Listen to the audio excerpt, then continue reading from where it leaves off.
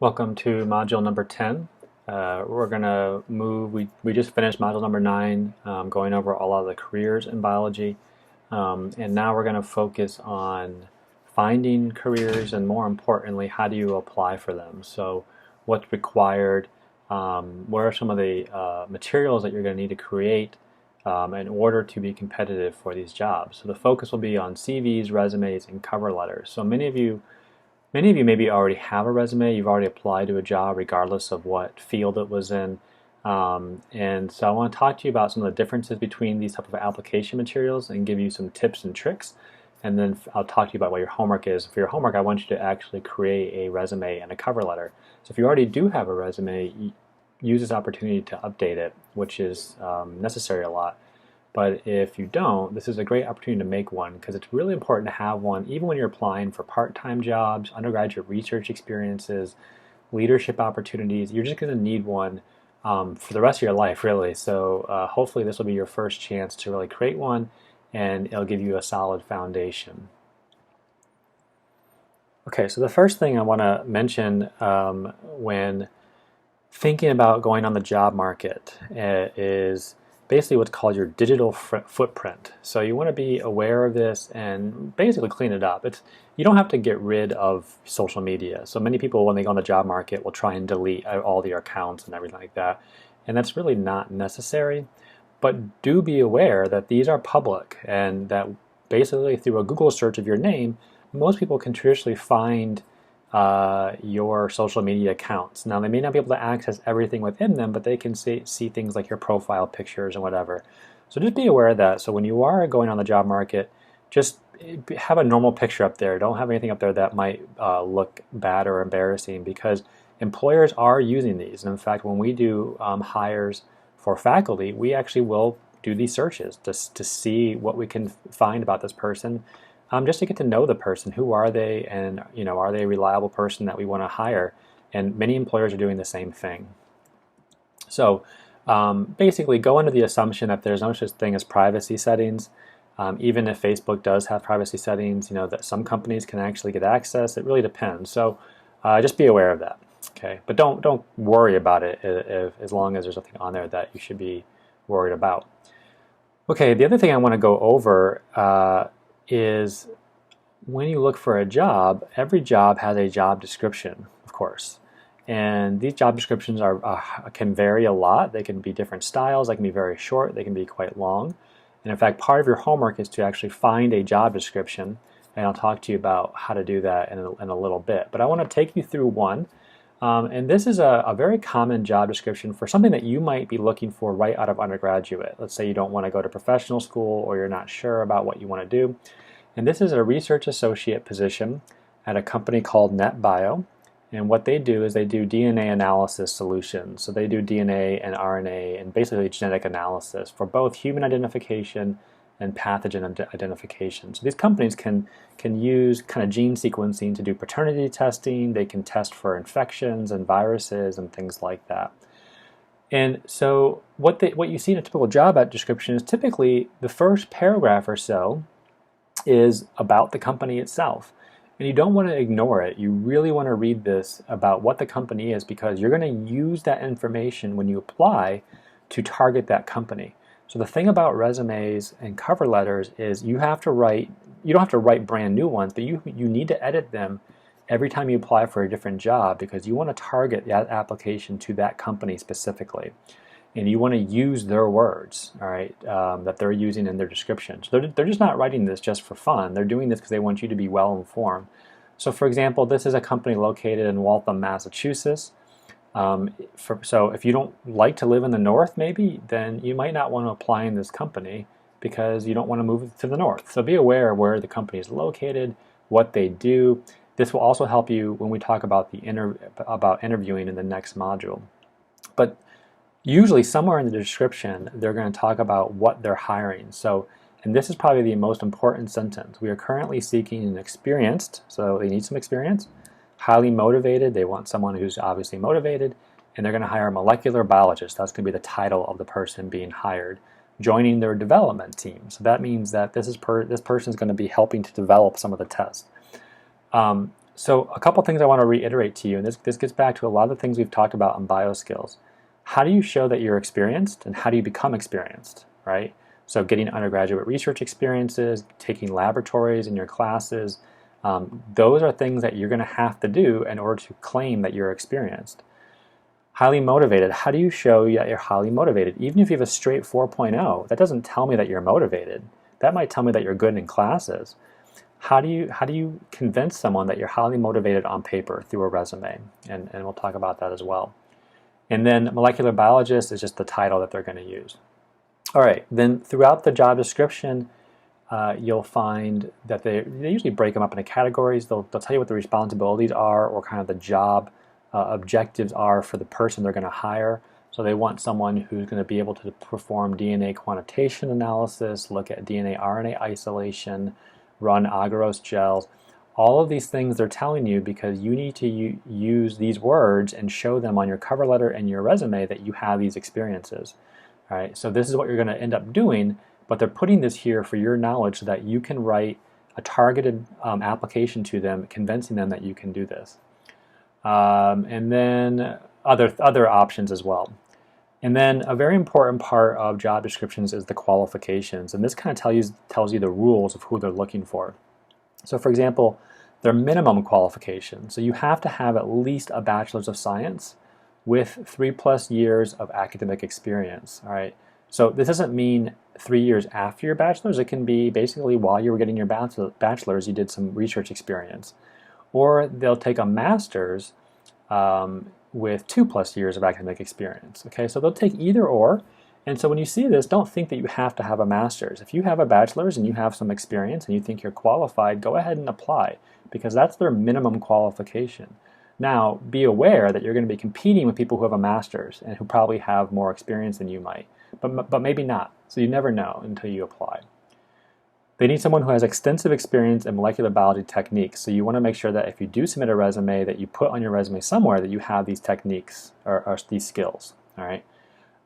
Working knowledge of Microsoft Office. All of you should have a working knowledge anyway, so you're going to put that on your resume. You always put that you can work some of those computer programs. And then here are some kind of abilities. So these are skills: being able to run a gel, being able to do plasmid preparation. These are abilities. You must be able to multitask effectively, perform under critical deadlines, and willing to work extended hours. These are things that you have to convince them that you can do. And this is what you're going to use your cover letter to do. You're going to write about yourself in your cover letter. All right, and then lastly, they're going to tell you where to submit your application. So this will be important because the link is typically going to be a careers at webs or kind of email address or something like that. So this is the full job ad, and many people will look immediately at how to apply or what are the minimum qualifications, but you want to read every line of that job description so that you can target your application for it. When employers get resumes that are not targeted, don't use the same language, it's not even clear that this person has any experience with DNA, it's very easy for them to throw away that application. So you want to make sure that they don't throw your application away and that they read it. All right, so most of these, let me go back real quick and mention one more thing. Usually in the job description, they're going to tell you what they want you to send. So for example, in this statement, they want you to send your resume. So they want a resume and not a CV. Some companies might request a CV, and we'll talk about the differences between those. And they actually want you to send your salary expectations, and that's quite unique. And you would put this in your cover letter. All right, so this implies that you have to submit some kind of cover letter, and we'll talk about that as well. So the job description should tell you what they want you to submit. Notice here they didn't ask for any letters of recommendation or references and things like that. So make sure you send exactly what they want you to send.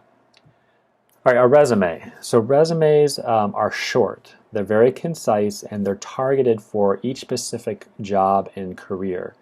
All right, and what that means is you may have several different types of resumes. Many of you, because you're still in college, will only have a single resume because you just don't have that many experiences anyways.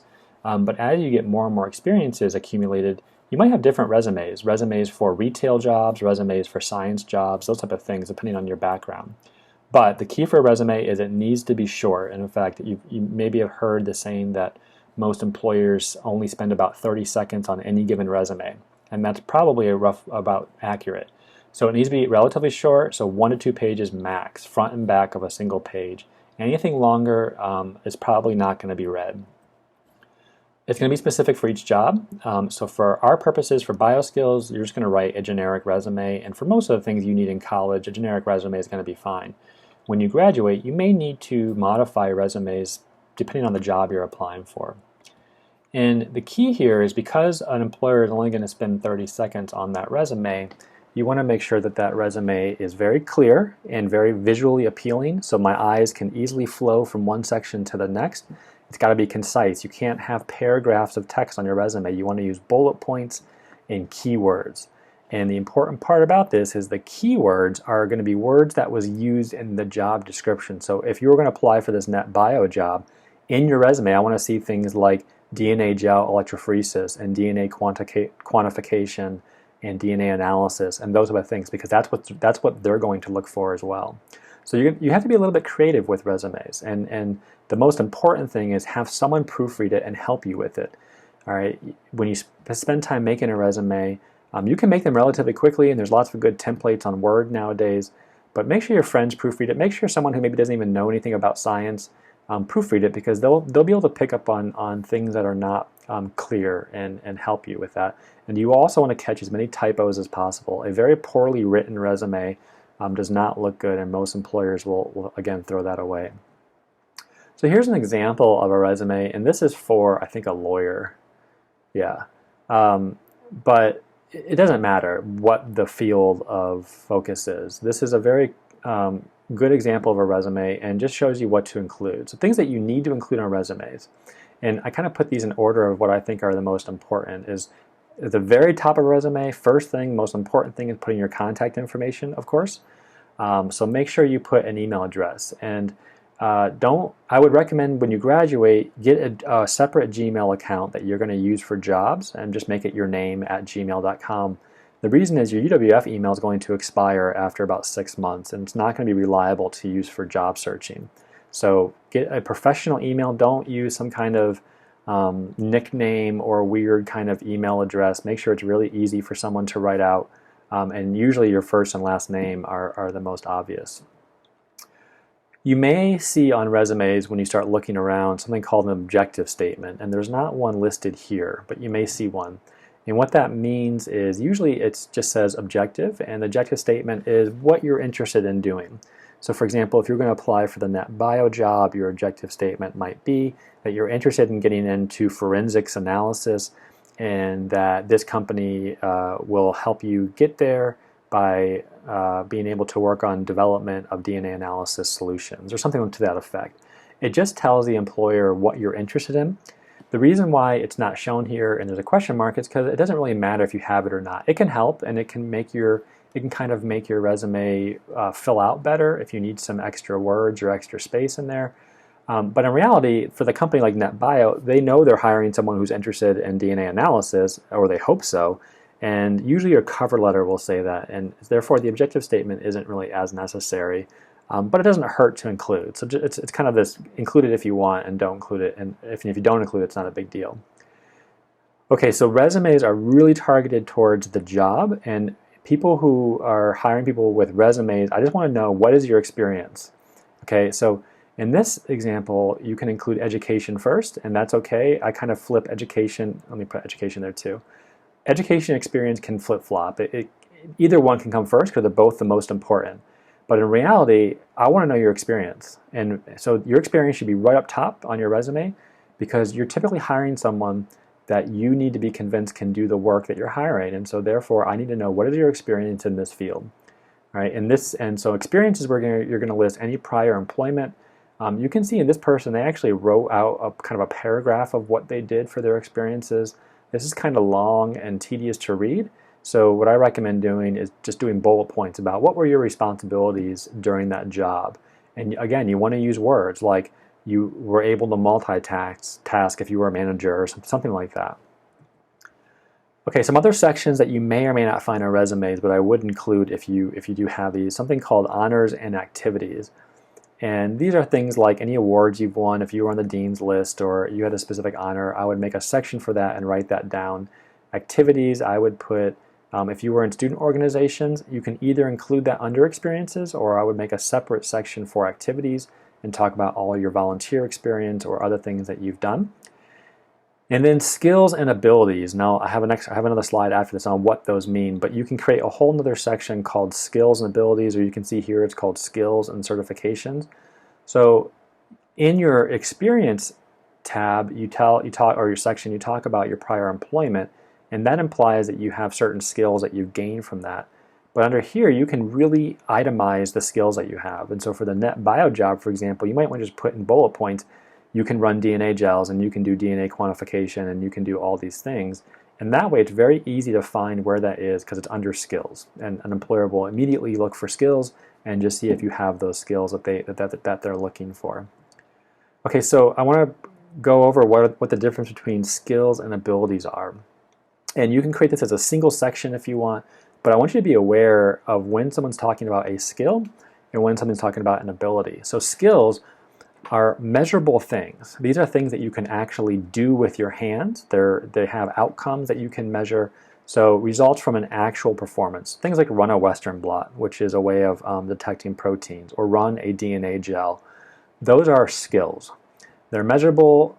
They basically are developed and learned over time. So the nice thing about skills is you can gain skills by getting experiences. So if you got an undergraduate research experience, you are now going to learn a new set of skills that you can then put on your resume. Abilities are these things that are kind of subjective. They can't be measured per se. These are the words that you'll see like critical thinking and multitasking and leadership and motivation. Those are abilities. And so they suggest a capacity to perform. Over time, the abilities can become skills. It's kind of an odd marriage there. But they may or may not improve over time. And so you have to show on your resume that you have both skills and abilities. The skills are going to be obvious. If you had a job where you were running DNA gels, then that's a skill you got. Abilities, the way you show these things are by doing activities, volunteering, being part of student organizations. So for example, if you were on the executive board of a student organization, so let's say you were the historian or the treasurer or even the president, that is the ability to lead. All right, you're leading an organization, or you're helping leading to an organization, and therefore you can put that ability because you have something that shows that leadership capability. So be aware of that as when you're in college and after you graduate, everything you do, you want to try and think about, how is this giving me new skills and how is this giving me new abilities? All right, so for students who are a little bit younger in college, maybe this is your first or second year, you may not have had the opportunity to accumulate lots and lots of skills and abilities. Maybe you just transferred here and this is your first class year and therefore you have nothing really, and that's okay. I don't want you to feel stressed out that you have to have tons of things on a resume by now. I do want you to start thinking about how in the next couple years you can start gaining things to put on your resume. A couple pieces of advice for some of you students who are kind of early in college is I would put your college GPA on your resume. And the caveat for this is if it's good. If it's not a good GPA, just leave it off. People can ask you what your GPA is if they really want to. But if it is good, use it as an advertising tool. Make sure that you should be proud of it and you want to put it on your resume. Because many of you might not have college experiences yet, I would go ahead and start and put still some of your high school accomplishments or experiences on your resume. All right, but the goal will be that by the time you finish college, you want to phase out your high school experiences and fill them in with new experiences from college. All right, but for now, because maybe you don't have a ton of things from university yet, definitely keep some of your high school accomplishments and put those on there because those are important. If you have national honors or awards from high school, and this kind of is depending on what they are, I would actually leave them on your resume even after you finish college. And one example I'll give is a Eagle Scout. Eagle Scouts are typically awarded during high school. They are nationally recognized awards. They are very impressive awards and very strong awards. And they show a lot of abilities of that person. I would leave those on your resume and your CV for the rest of your life because that's a huge award.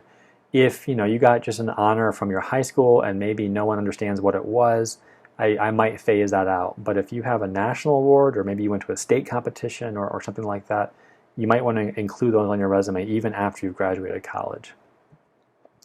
But by your junior year, you do want to start phasing some of those out. And what I mean by junior year is like your third or fourth year in college physically, not your credit hours, and start to replace some of these college items. And if you're struggling to find how to do that, go back to some of the earlier modules in BioSkills. We talked about joining student orgs, getting involved in research, looking for internships or jobs. All of those things are going to help you put those in your resume. Some job descriptions are going to require, instead of a resume, something called a CV. And some of you may have heard about this, and some of you may not know what this is. A CV stands for a curriculum vitae, and it's Latin for the course of my life.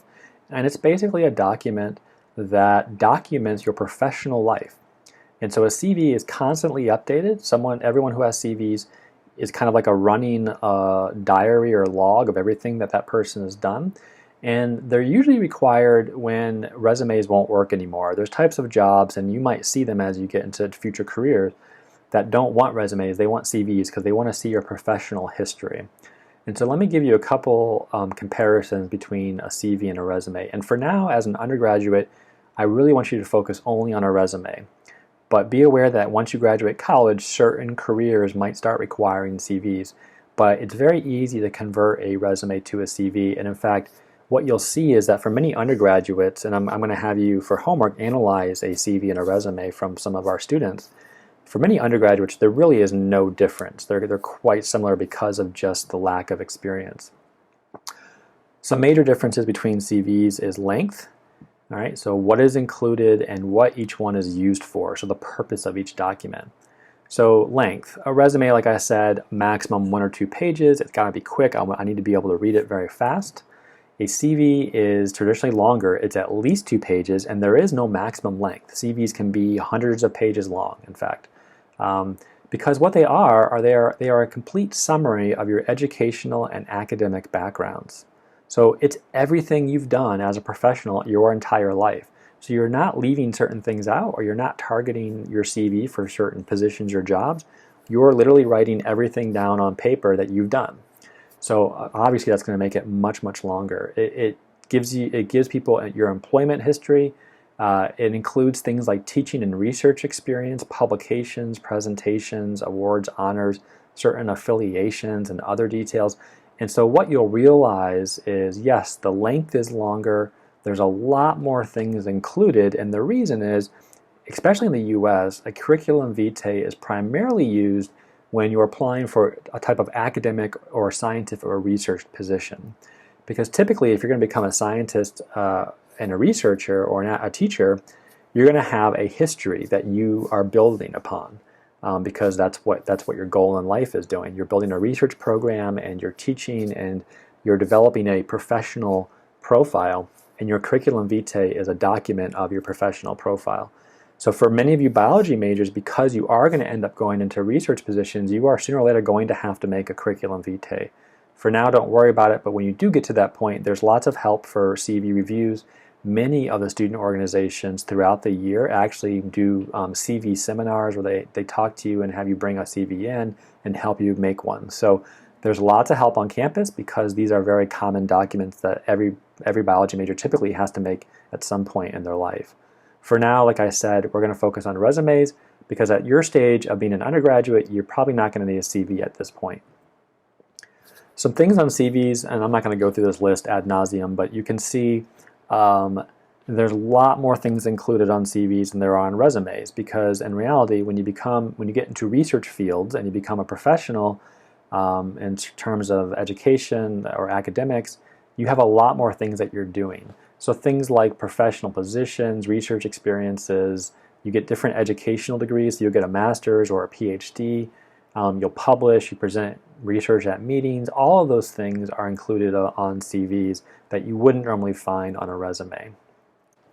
All right, so that's briefly about a CV. I don't want to go into too much detail on CVs because, one, you're not there yet, but two, if you do need help, CVs are very specific to the person, where it's better to just look at someone's draft of a CV and give advice. So if you do have to create a CV for anything, be aware that all the faculty will be more than happy to help you. You can email a copy and say, hey, would you mind reviewing my CV? We all will help you with that. A couple things to not include. So, and this applies to both CVs and resumes. Do not include a photograph of yourself. That might be true for things like acting jobs and music and so on, but in biology and in science, this is a big no-no. We don't really care what you look like, and it's not that important. All right. Don't include any personal information. This is all private information, and companies are not allowed to ask you this. All right, so do not include that you have children, that you're married, age, weight, and height, and things like that, because it's not relevant to your job. All right, and in fact, nowadays in the U.S., it's illegal to essentially make hiring decisions based on these things about people. All right. Favorite hobbies and extracurricular activities, and what I say for this is don't include them unless they are applicable to the job you're applying for. So let me give you an example. Let's say you're a hobbyist, but you're scuba certified because you like to go scuba diving as a hobby. If you're applying for a marine biology job, you're going to want to write down that you're scuba certified and that it's one of your major hobbies, because that implies to me that you already know how to do this. But if you're applying for a marine biology job and one of your hobbies is crafting, maybe making jewelry or something like that, you really don't want to include that because it's really not relevant. So ask yourself, is it relevant? Is it something that I want to include on my resume to take up space because it's going to look more impressive? Or is it just something I'm putting in for no reason? And if it's the latter answer, I would just leave it out.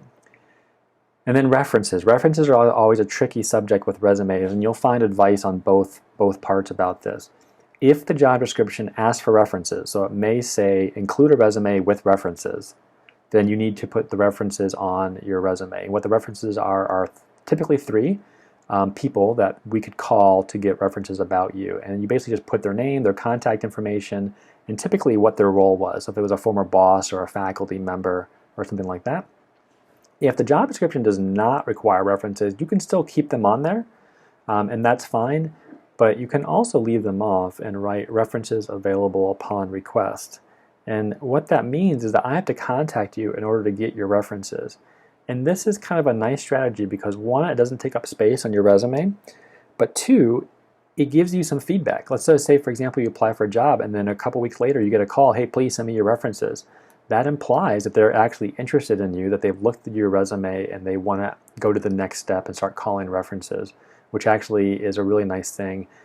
And then the other reason why you might want to do this is you may have two different types of careers. You might have, say, like a retail career. You've worked in retail industry for a long time, and you have a lot of references or bosses from stores you worked for, and then you have a science career from faculty and researchers that you've worked with.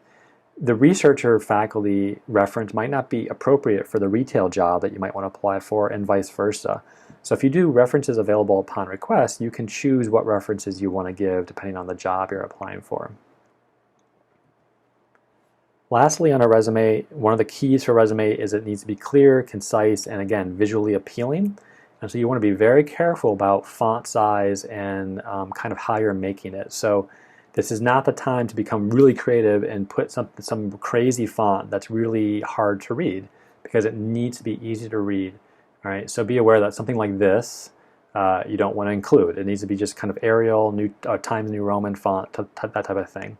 It needs to be easy to skim and scan, because a lot of people won't read the resume from just start to finish. They'll kind of look for different sections.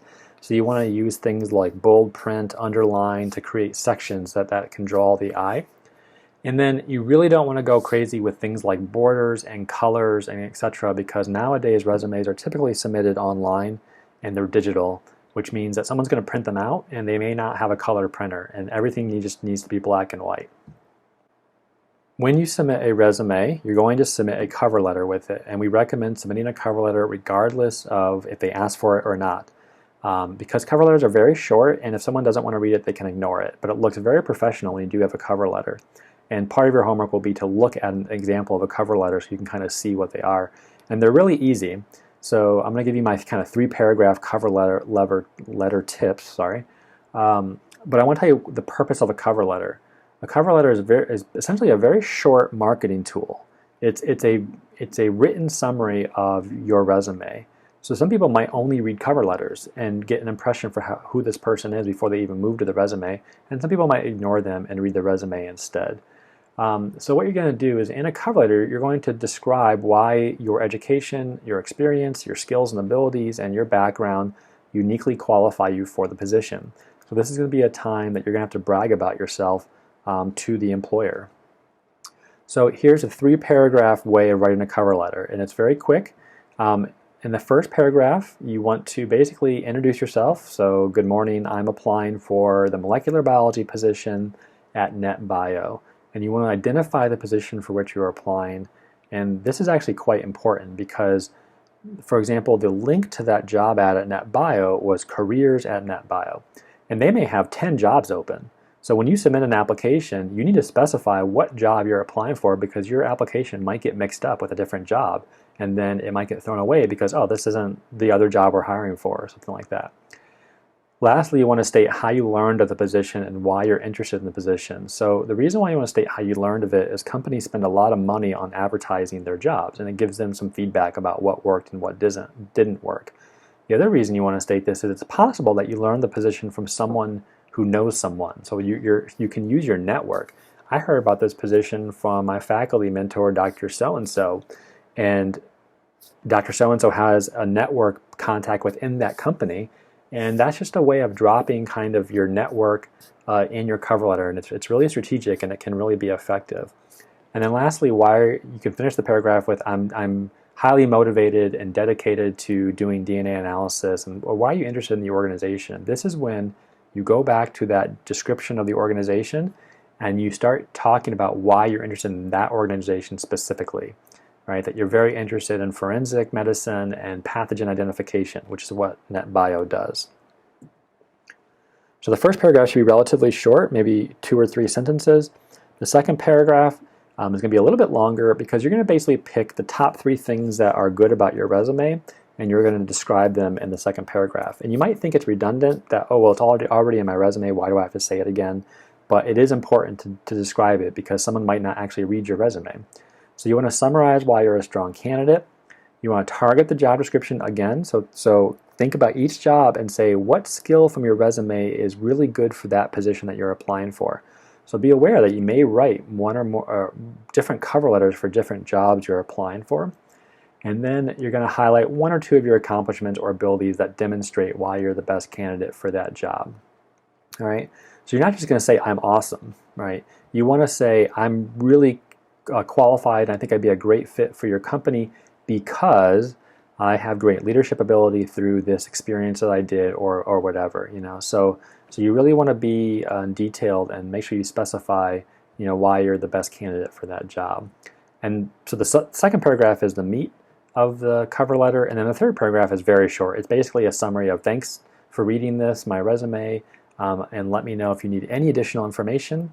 And then I can be reached at, include a phone number that you can be reached at, and you know, typically when you can be reached at any time at the following number if you would like to talk or something like that. And then lastly, you want to write sincerely and put your name, and you really want to sign your cover letter. Now, for the purpose of our homework, because we're online, don't worry about signing it because you can't. Some of you don't have scanners. But when you do start applying for a job, you want to create a digital signature and put your signature on that cover letter. All right. Other tips about the cover letters is you typically will send them along as a single PDF with your resume, or you can include the cover letter as just the body of the email. So for example, when you email that careers@NetBio, you can attach your resume and make the body of the email the cover letter itself. So there's a variety of ways of doing cover letters. All right, so let's talk about your homework. Your homework's going to be a little bit different this module, and in fact, it's worth double. So it's worth 20 points this time. So the first part about your homework is essentially going to be the homework worksheet that's on the content section called My Biology Career. So you're going to download that, and that has all the instructions for the homework.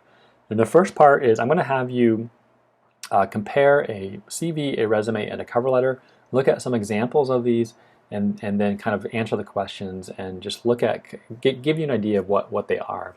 So on the content section for the module number 10 are 3 different career packets. You only have to download one of them. You don't have to do all 3 of them. And in the career packet is a resume, a CV, and a cover letter. And you may not be able to tell the difference between the resume and the CV, so try the best you can. But go ahead and answer the questions on the homework number 10, and that's going to be worth 10 points, your typical 10 points for our homework assignment. In addition to that homework assignment, what I want you to do is, and the instructions for this are on that worksheet, is I want you to find a job or an internship. You can go on Jason Quest or look at tons of the other websites I put on that homework, and basically make a resume. Now, try your best to target it to that job, but many of you just try and make a resume. And if you already have a resume, you can just use that and update it. And then I want you to write a cover letter for that job. And you don't have to go crazy with this, but try the best you can at practicing writing a cover letter.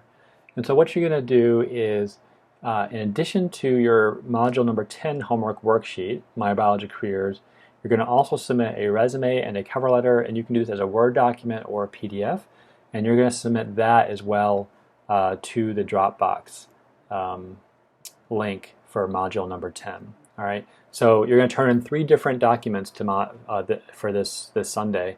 Homework number 10, the resume, and the cover letter. Okay, so if you have any technical issues with this, please email me, let me know, and I'll try and work with you. But you can submit as many documents as you want to the Dropbox. You don't have to submit them all as a single document. It's up to you on how you want to do it.